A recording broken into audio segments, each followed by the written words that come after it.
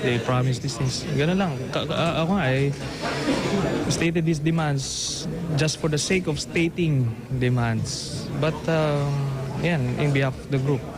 Pero, we're not kidding anybody here. Wala mangyayari. Nang mag-fail ang kanilang tinakdang kudeta, 4 years later sa kanilang trial, nag-walkout sila sa korte para mag-stage ng panibagong mutiny bilang protesta sa kinahantungan ng kanilang trial.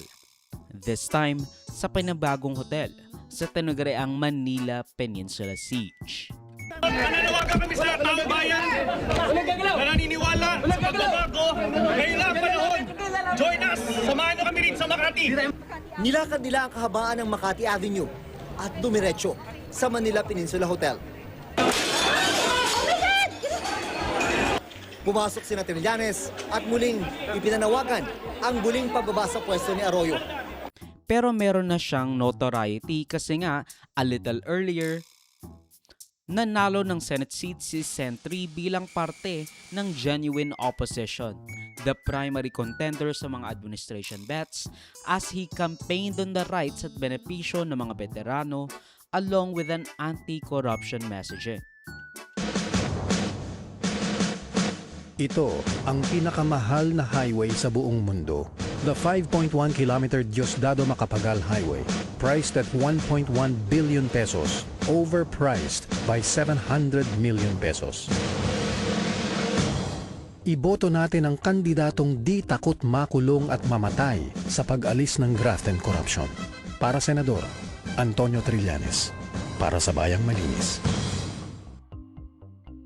Ang 728 million pesos napunta lang sa isang presidential campaign. Alisin ang graft and corruption. Iboto natin for Senator, Antonio Trillanes. Para sa Bayang Malinis.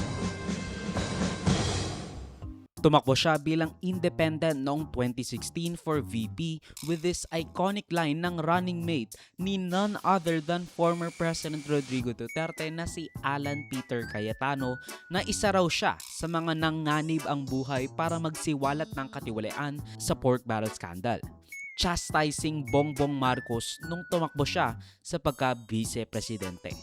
And not gonna lie, he cooked BBM. Senator Alan Peter Cayetano, sir.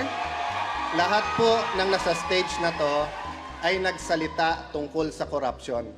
Pero nung tinignan ko po sila, so far po si Senator Trillanes,